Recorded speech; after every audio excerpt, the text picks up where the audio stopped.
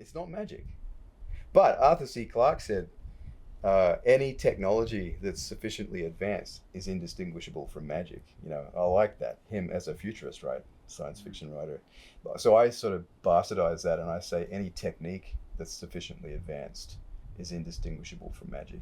So if you don't understand the technique I'm using and the theory and all of that, maybe it'll sound magical to you. Maybe it'll sound noisy and absolutely detestable. Great. I think if I'm not really creating enemies out of 20% of the people who hear me play, I'm not playing very well, right? So first of all, what is your shell setup? So what drum sizes Right. and what details do you have with the drums? Okay. Well, these drums here are German drums made by Sonor Drum Company. They've been in business. They're actually about to celebrate their 150th year, escaping Eastern Bloc and all of that. So this is they call them the Vintage Series. And this is my favorite set of drums I've ever owned, I've got to say. I don't have any intention of getting rid of these at all. I just want to get more of them because I like the colors. So this is a 12 by 8 inch tom. They're actually beechwood shells. So they're 9-ply, 6mm beechwood. So there's a lot of wood in a small. They're quite thick. They're solid. They're solid. Yeah. And I think one of the things that's interesting about them is because there's so many plies in that small area, there's a lot more glue in there. So there's a certain they've got this glue that hardens or dries to the hardness of the wood that it's binding. So there's that much more glue. So I think there's a pretty good degree of hardness in these shells. And they've got a rounded bearing edge. So the drum head resonance is attenuated a little bit more. It's not just this freely resonating note that goes on forever and a day, which I find to be a bit much. So the rounded edge just absorbs a bit more of the vibration of the head.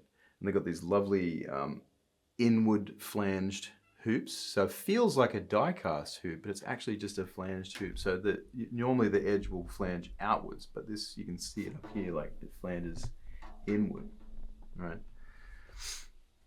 So that's a 12 by 8 and a 13 by 8. Usually you see a 13 by 9, but I like the fact they make these a 13 by 8. And foolishly, I made a mistake within days of owning this drum. But hey, it's a battle scar.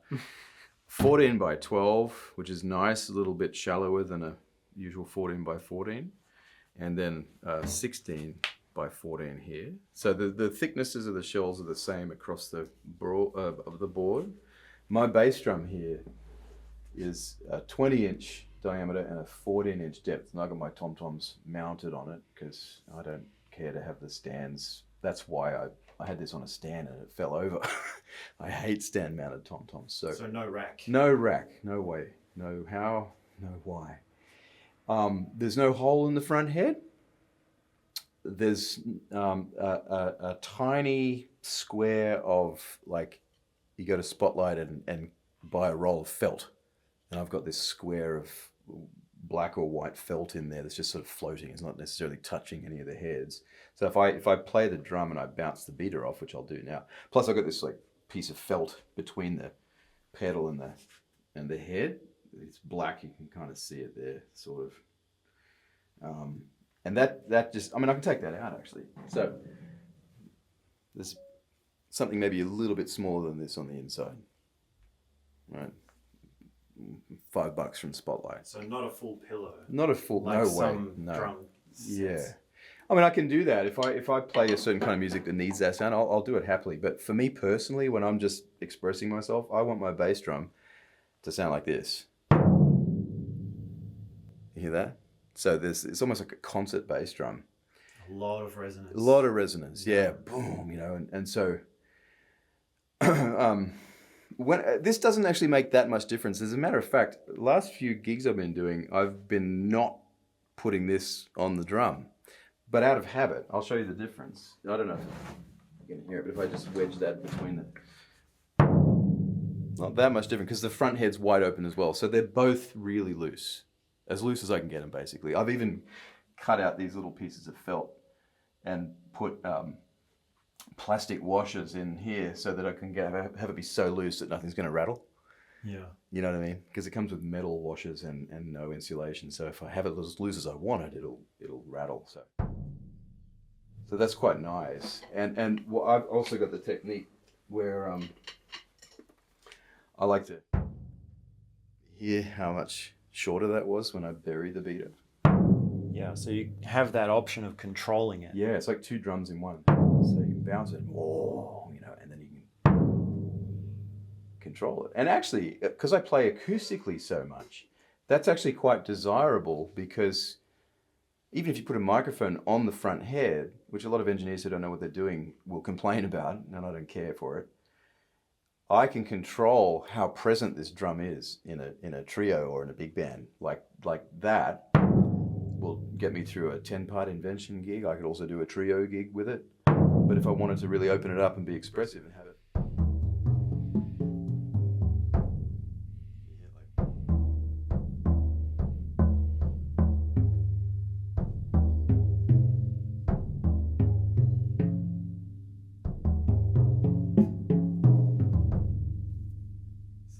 And I've got this beater that Innovative Percussion make. What's it called? That's their first sort of proprietary bass drum beater that's different to the usual hard felt cylinders you see. It's like a marimba mallet Yeah. with a wooden core that's got this yarn around it. It's pretty cool. So it's a softer attack, kind of like a timpani mallet would be on the tom-toms. So the bass drum becomes a big tom. So I've been sort of trying to learn to play in a way where it's not a kick drum as such. It's actually the lowest note of the pitch. And if I play with the mallets in the hands,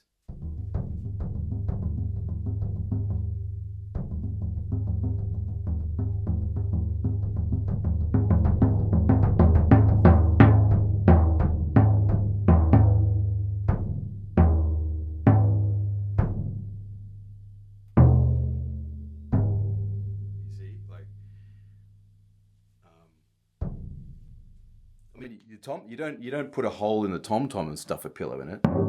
Yeah. You know what I mean? Like, so The resonance is still in sync with this process. Hopefully. I mean, and then the snare drum, this is a very special snare drum. This was custom, well, these were all sort of custom made for me in a way. But this one is extra specially so. This is they call it a phonic reissue. So they used to make these drums in the 1970s, and this was one of the drums that put Sonar on the map. This is a reissue of their phonic D515s. And this is a very special drum. I have two of these identical. So this is quite a lot thicker. This is 12 ply, 12 millimeter beechwood with sharp edges, 45-degree edges, right? And you've got the lovely genuine rosewood veneer on the outside and on the inside with the vertical grain. Sonar kind of invented that kind of book matching style of having the vertical grain rather than the grain that goes around the drum. So if you see any other drum companies doing that now, like I won't name any, but they've copied it off Sonar, you see. So I've customized this drum a little bit. It comes with the old school slotted tuning lugs. I've replaced those with screws with the square head ones, and plus the amazing dual glide throw off, which is incredible because you can actually like just disconnect the if you want to change the bottom head, you just disconnect the snare wires and you're off. And now I've just messed it up. Anyway. So. And you keep that quite tight, or what sort of setting do you put your? Well, I mean, setting? It accords with the way it sounds to me and the way it feels. So like, I'm really heavily influenced by. I love really good concert snare drumming, right? So, one of the great, I think, unsung heroes of the world was Eldon Chandler, Buster Bailey of the New York Philharmonic. I don't think there's a finer concert snare drummer in the history of the world than him. So I'm not. When I heard him, I realized I didn't know anything Bearing in mind I haven't had a stick in my hand for about 3 weeks, so.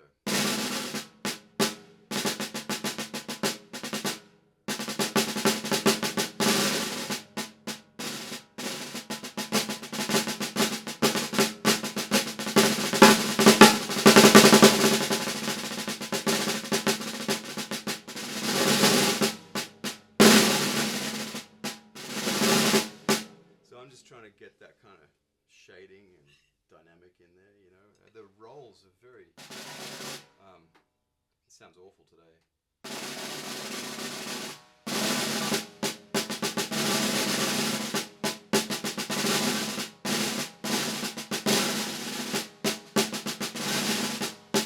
It'll get better as I warm up.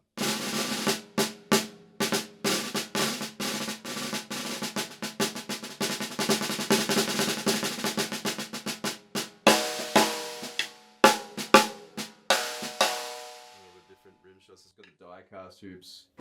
It's a lovely, lovely drum. 5 3/4 inches deep. I love a 5-inch drum and I love a 6.5. But my favorite is the one that's neither. It's right in the middle. Yeah. And they're sort of famous for that depth of drums as well. So it's got the best of both worlds, I think. And I suppose, like, it took me years, man, to find out that my favorite drum head is not the industry standard, but I don't know why it isn't. I use the Remo, like the Diplomat fiber skin, particularly on the batter side, because there's a sort of a, I mean, you would know it yourself from tapping on them. There's an elasticity to the way the fiber skin responds. It's kind of squishy. That's what I like to say. I've got an ambassador thickness on the bass drum, so it's a bit thicker. It'll handle the pressure of me burying the beater a bit better. But on the tops of all of these is a Diplomat fiber skin, and on the bottom, the way I get the resonance to work properly is that I've actually got, these have now been discontinued, and I've bought every single one that's left on the planet. I'm sorry to say, they're all on a big pile over there. The Diplomat Smooth White has been discontinued. As soon as I found it, Remo decided they weren't selling enough of them and they discontinued it, which just is terrible. So it's like a, you know, you get a coated head normally, but this is the white film that they put the coating on, and there's no coating on it. So it's a 7.5 mil, what is that? So it's 7.5 1/1000ths of an inch thick. So it's thinner than the batter side, and it's just one ply, whereas this has got that same 7.5 mil, but it's laminated to a 3 mil polyspun fiber. So it's actually about the same weight as an ambassador coated, about 10.5 mil with the coating on it. But this just seems, again, it's got those two layers to it, you see. But did you try a bottom head with the coating ever? I do. In fact, there is one drum, the 13, because they discontinued it by the time my 13 came, that has a coated bottom on it. Okay. You can hear that texture, right? So, hey, I mean, I'm going to have to get coated ones from here, or clear ones, but I think like the white film just has a bit more kind of density to it. Yeah. And then cymbals. Yeah, so what do you want to know? Everything. Well, these particular ones here, this is a bit of a Frankenstein pair of hi-hats I've got. These are made by hand by the Bosphorus Cymbal Company in Turkey. And the artisans who make these pieces have been in training. They're part of a lineage of the craftspeople who have been in business for the last 400 years. And these people, their predecessors were kind of deserted by corporate whatever, and they were left to fend for themselves. So they kept making cymbals in the way that their predecessors had been trained to do for like 400 years. So these are still at the end of that lineage. So Bosphorus, these all happen to be kind of Turk models, which means that well, they're sort of unlathed, but they are like, you can see that there's lathing there, but I think they put it back in the oven and cook it a bit more after it's been lathed. Like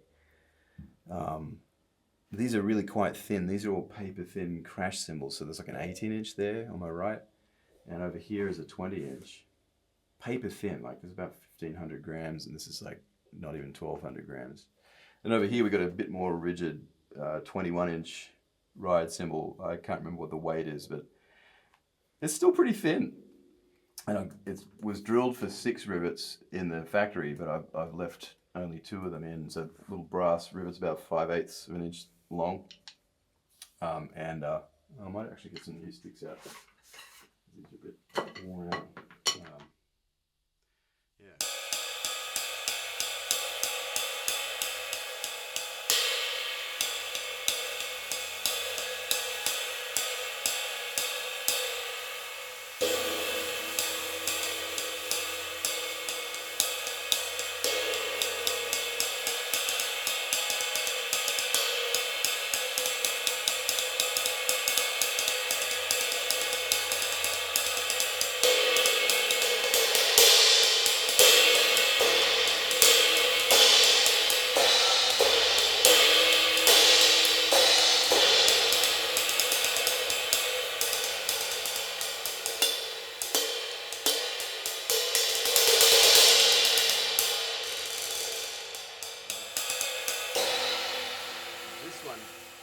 This one here is very special. I don't know. I have 4 of these. 3 are kind of identical, and the 4th one is slightly different. It's a flat ride, very thin, but it's got these 6 extra deep hammered craters in it. So the name that I have for it is a trash flat sizzle, because a couple of rivets up here, because without the rivets it's very, very dry. So I think I've got three rivets in it, yeah. So it's like a flat ride. I love a flat ride, but I can't play it. I love hearing other people play a flat ride. I love like a Mel Lewis style 22-inch swish here. I love Peter Erskine playing that, Mel Lewis, Shelley Mann, Buddy Rich did it for a little while. I love hearing that. I can't do it myself. But this thing, man, is like a flat ride and a swish all in one, and everybody I play with loves this cymbal, like for the same reasons you love a flat ride.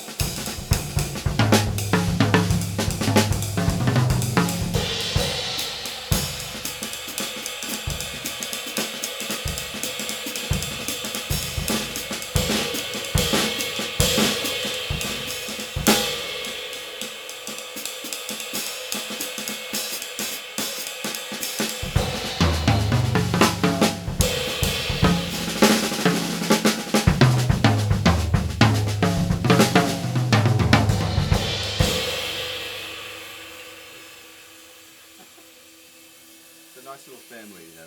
We're a family cottage industry here, you know. You got anything else you wanted to know, man? Yeah, I guess the only thing left is hardware. Like, Sure. is there a specific pedal or? Yes, very much so. So these, I've just got this single pedal here. I've got it. I sometimes put a left pedal on it, make a double pedal out of it. Yeah, but you don't always use a double pedal. Not always, but I'm thinking getting back into it for various reasons. I go in and out of it. Sometimes I'm like, yes, double pedal, and other times no, single pedal. I don't want to be overwhelming my left foot, so at the moment my left foot is a hi-hat specialist, my right foot is a bass drum specialist. Sometimes this guy moonlights, you know, over here, but I've got to do a lot more practice with the damn thing. I want to get a practice pad with a double pedal on it so I can sort of not annoy everybody. But that's a DW 9000, which I've had for about 20 years, actually, that particular pedal there. And it's got the cam set to be just what they call a turbo. So it's a circular cam.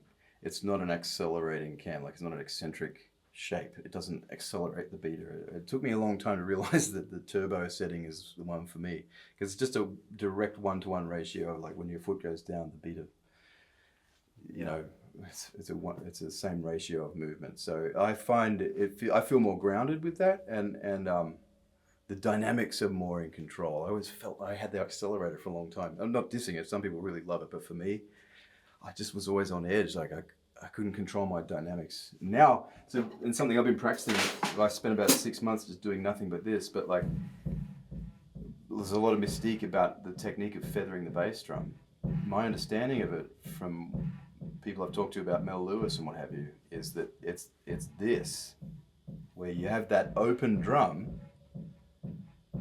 and you bury the beater against the head. You don't bounce it off. You actually push it in there. So when I'm playing now,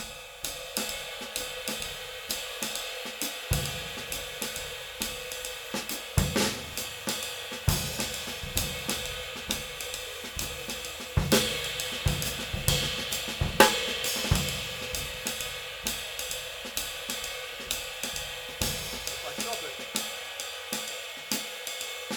it's gone.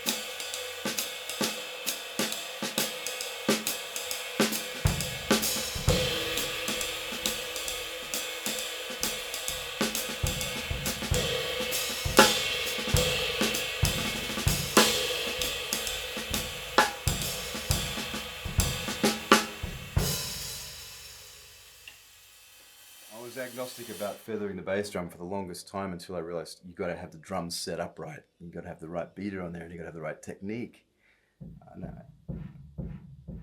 Felt and not heard is actually a literal thing. It's a feeling. You go for the smallest, slightest possible feeling.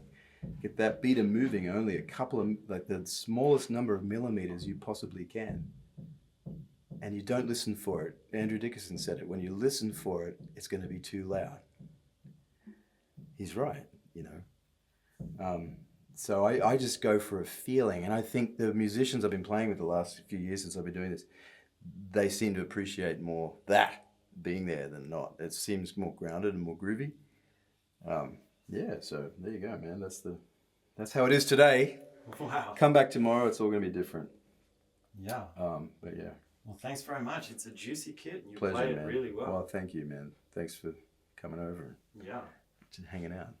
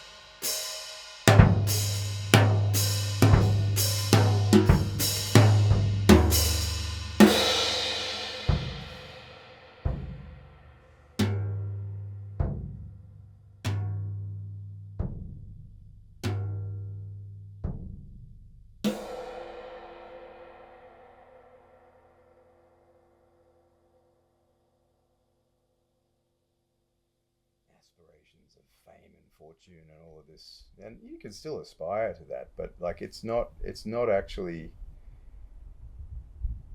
I've worked with enough famous people to see how miserable a lot of them are, and how miserable I could potentially be if I were in their shoes, dealing with the stuff you have to deal with. You know, it's like your life is not your own anymore.